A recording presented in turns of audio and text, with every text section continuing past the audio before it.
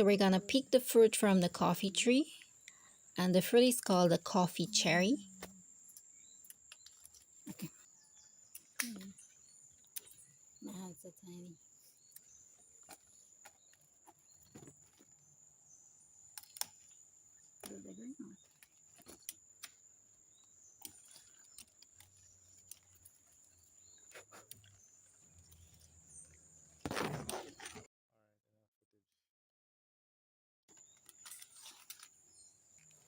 I smell money in a bag.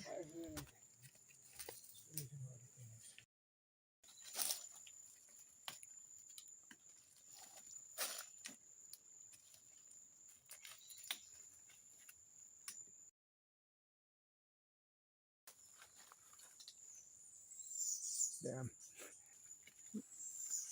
Let me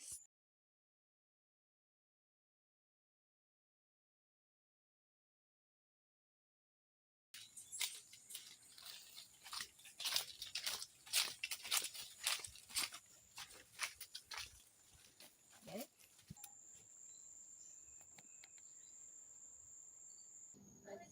Now we are gonna peel off the outer shell of the coffee to reveal the seed. To make the process easier, some people actually boil it until the outer shell becomes soft. The ripened seed is actually sweet to the taste, so it's something that you can suck on. Once they're peeled, the seeds are placed out in the sun to dry, being mindful for rain, of course. And this is what it looks like when it's dried.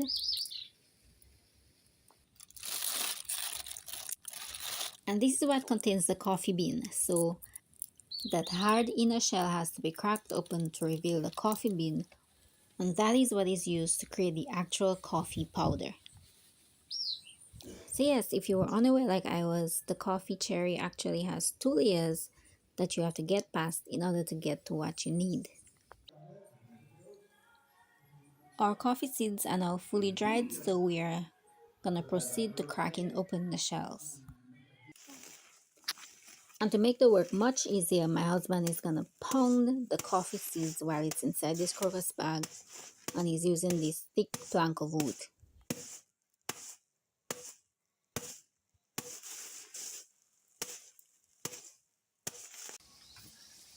As you can see, some of the shells are broken off, and you can already see the coffee bean right there.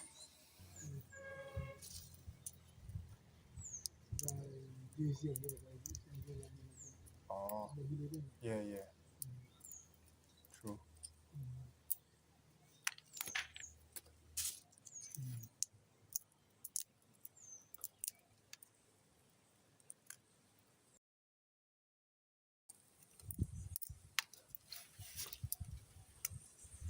You don't even know. Once down.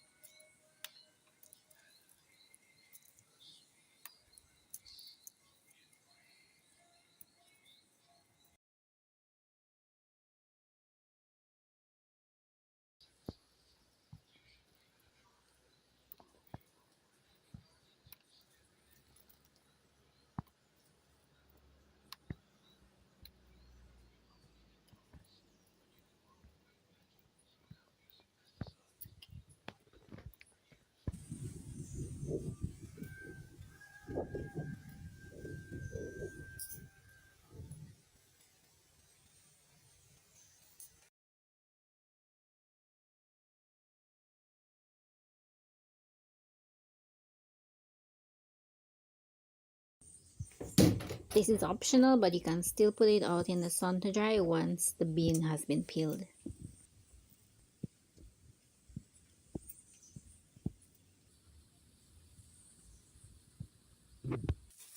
Now we are going to light up our fire so that we can put the coffee beans to roast, and we will be using our fouille d'épée or our outside kitchen. Here we're using plastic to ignite the fire. Some people use kerosene, but plastic works just fine for some of us.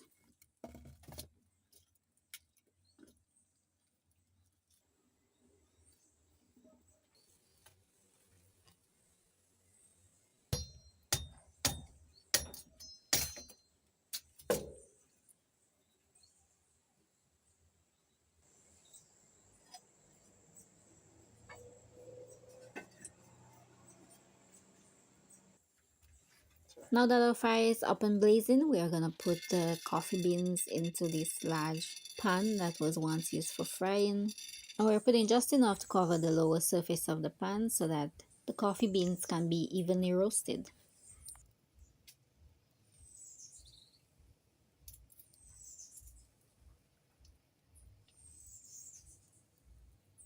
We also ensure that the fire isn't too high so that our beans are properly roasted and not burnt.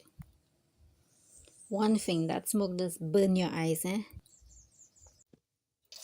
Whilst the beans are roasting, we are constantly stirring them so that they are adequately roasted on each side.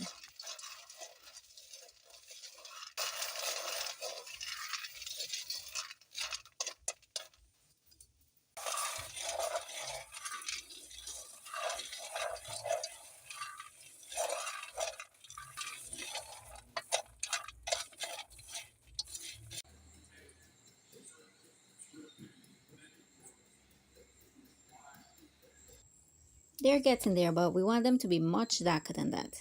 You can also test by biting into one. If it easily cracks, it's good. If it's still chewy, then it's not. Here's what we're gonna use for grinding or pounding the coffee beans. It is covered by this rounded piece of wood, which I find is cute. And it's what we call the mortar or the pillow. It is made of a thick wood that was carved into this specific shape. The smaller piece of wood is what we have for the moment to serve as our mash pillow or the handle for the mortar. It's not as the original mash pillow, which I will show you later on, but it's a sturdy wood and will serve its purpose of pounding. Our beans are now fully roasted and ready.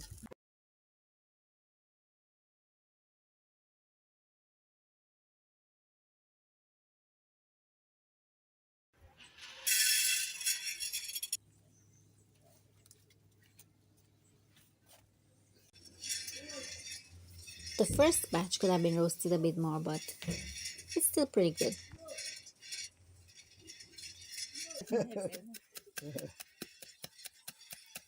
And as our grandfather is pounding these coffee beans, we are talking about various things. We're talking about his experiences in life, things about spirituality, we're sharing jokes. And that's the thing I love about these processes. It increases the bonding between family members and fosters a sense of togetherness that has been part of our culture from ages. And though these processes can sometimes be long and takes a lot of effort and energy, rightfully we aren't supposed to be doing it on our own. When family members take on a share of the workload, it makes everything go much faster and easier. And again, it brings us much closer to each other. And that is something that we have been moving away from with this westernized culture of abandoning community and depending on our own selves, of which we are seeing the psychological and societal impact.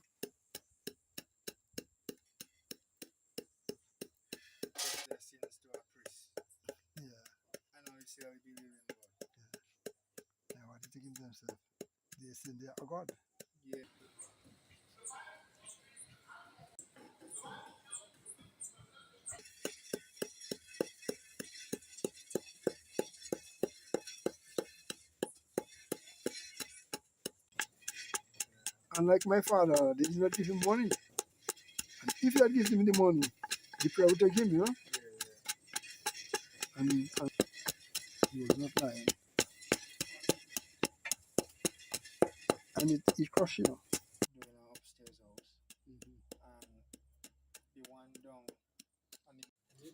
And the rest of our coffee has been fully roasted.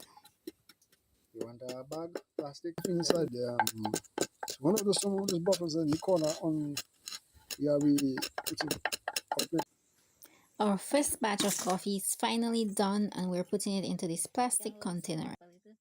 This is the real deal. It is potent, it is healthy, and if heaven smelled like something, it would be this coffee right there.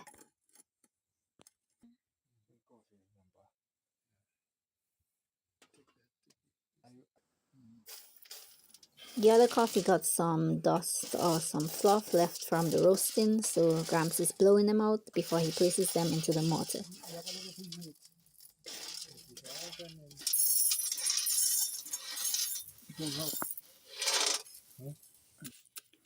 My husband is taking over so that he can give Gramps a break.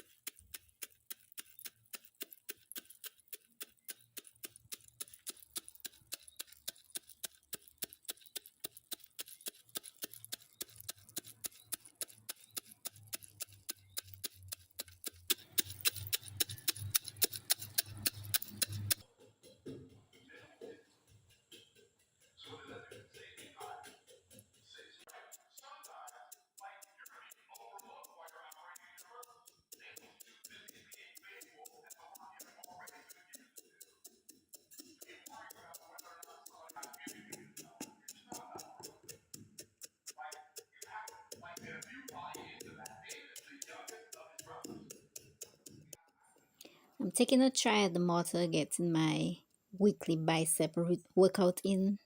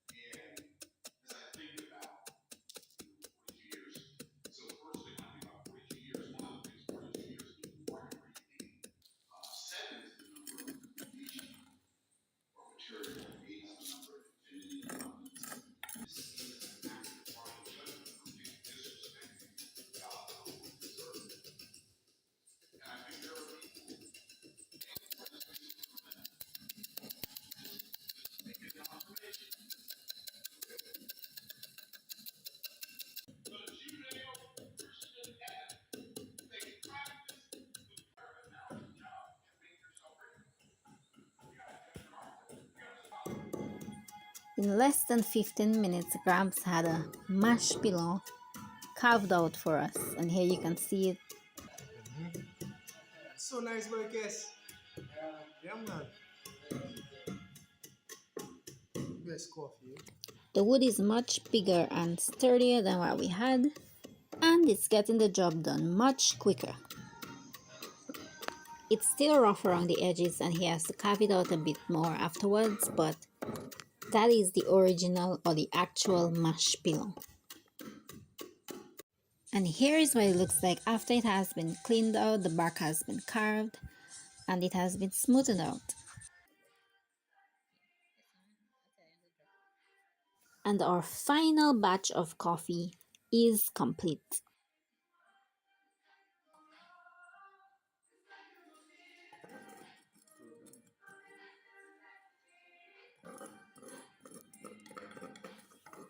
This is the coffee you need, guys. Stop purchasing this processed powder that you're not even sure is authentic.